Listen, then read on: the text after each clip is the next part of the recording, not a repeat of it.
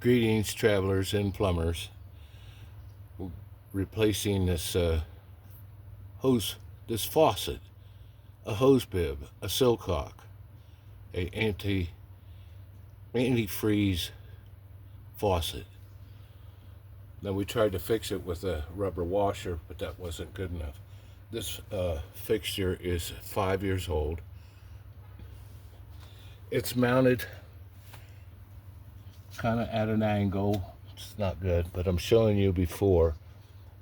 Plumbers these days, if there's a little hole, they get out the foam and they just foam it up, and that's how they leave it. No. When I get done, you'll see that this is mounted properly through the bracket into the siding or whatever's behind there, so that you can't turn this. Can you see that? You see how you turn it? That's not good. Faucets, hose bibs need to be mounted securely. Now, let me show you what this is all about.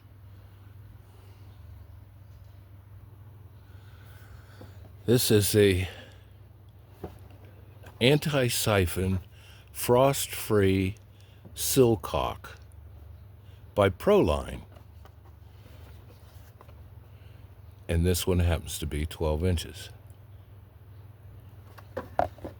Here's what the guy looks like in all its glory. You see the outside part. Now, why is it 12 inches? Well, to get this where the valve is, to get this valve all the way into the house where it's warm. I hope your crawl space is warm, because that's going to prevent this whole thing from freezing. And when you turn on the water comes out through that valve, down through the stem, and out your handle here, out here by the spigot. And when you shut it off, because this is mounted at an angle, it will be mounted at an angle so that the handle and the business part is downhill from here. So when you shut it off, when you turn this handle, that long shaft shuts this off, there's water still in here, and it drains out by using this little air gap. A vent allows the water in this tube to drain out. That's why when you shut these off, you'll see them drip for 10-15 seconds. That's so that this pipe can drain of water, so there's no water in here to freeze. Now, 12 inches is probably longer than we need, but being too long is better than being too short. They make them short for short, skinny walls that come to about here, and we want it farther way in. So the farther in you can. Sometimes there's no room for this in a wall or in your basement. We have plenty of room. It has 1/2-inch threads here, and also you can solder 1/2-inch pipe right to it. Be careful when you're soldering when there's a rubber gasket in this location. You may want to take the stem out, do your soldering, and then put the stem all back together so you don't melt the rubber gasket in there. You get this thing mounted on a wall, and you're inside, put your little level on it, make sure that it's angled down. It doesn't have to be that radical. It has to be some sort of slope. It can't be level, and it can't be that way, because that water can't get out. It's got to, once you shut this off, you want the water to leave this tube. All right, so let's go and show you where it's connected on the inside. All right, we're inside the crawl space. There's our porthole where we come in, and just down the line here is where all the action's going to be. This pipe right here has the shut off for the whole cottage. Let's get closer and I'll show you some more. Here's the main shutoff coming out of the dirt into the cottage. This lever here, when it's aligned with the pipe, it's open. There's water flowing. And then when I turn this perpendicular, now we've shut it off. We're going to shut it off because we're going to get up here and change out our sill caulk. Let's show you if I can get closer. So this is where the sill caulk comes into the cottage crawl space. That pile of foam is surrounding the sill caulk as it comes in. Now this one may be a little shorter than what's necessary. I mean, this one is proper, and the one we have is going to stick out a little farther, I think. Here's the original pipe. Now, what happened 5 years ago is a plumber came in. Instead of soldering the original pipe to the sill caulk using copper or adapters, he'd have to do some soldering. So he went to the truck and he got a piece of PEX. Red PEX. Red is for hot water, but that's all he had at the time. So he's got a shark bite here on the PEX, and it's attached to the sill caulk. And then he's looped it around to give it a nice curve to go into the existing pipe of copper. It was so close, but to each his own, they say, huh?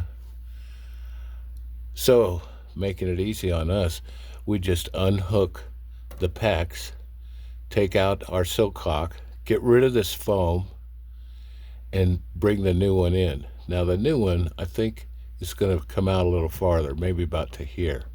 But that's okay. With our flexible PEX, we'll adjust for it and attach it. Now the theory on these frost-free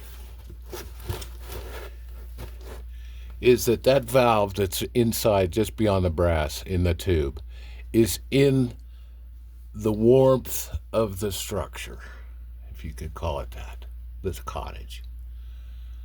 And since it's inside and not near the outside, when it's 5 below, it's not going to freeze.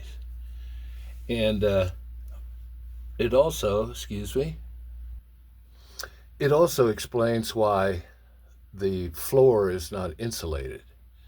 Normally between these floor joists in these bays would be insulation, either solid insulation or bats, fiberglass, to insulate the floor, thus making the house upstairs, the cottage, warmer because you don't have a cold floor.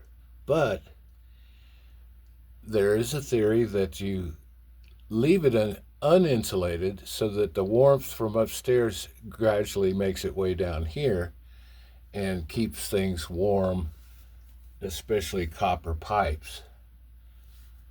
If you have 4 solid days where it doesn't get above 32, let's say you had during the week, you had 4 solid days where the high was 20 and the low was 5 below.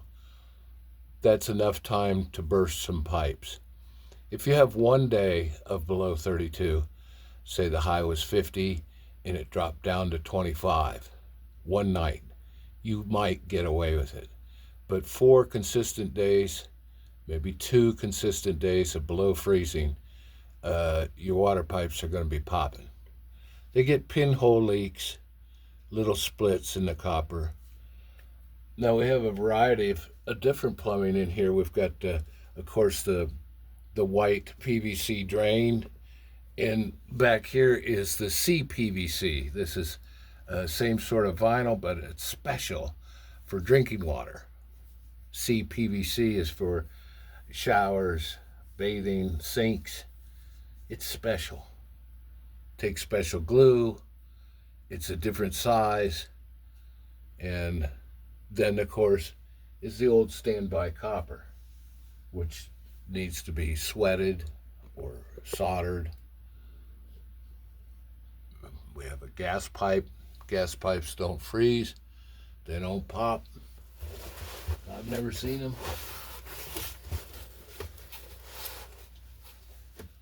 But, excuse me, but the basement does have copper. I see some 3/4. You've got some CPVC going into copper with all its adaptions to get it into copper. But the copper will freeze and it'll pop. All right, got one more thing to show you on this before video of our chores. Here's our next project. You see anything out of place besides the dog barking?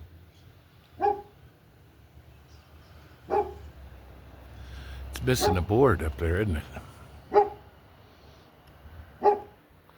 This siding is pretty unique. Look how big it is. See if we can get a tape on it. That piece is almost 13 inches. It's 12.5. You're not going to find that at the Home Depot. This is from a local mill, I would say. And this last piece here, it's boogered up, so we'll replace that. But first put tar paper over our opening. Maybe add some more insulation where it's blown out. We'll add some tar paper, wrap it over the top, and I'll show you the top. Here's some of that lumber.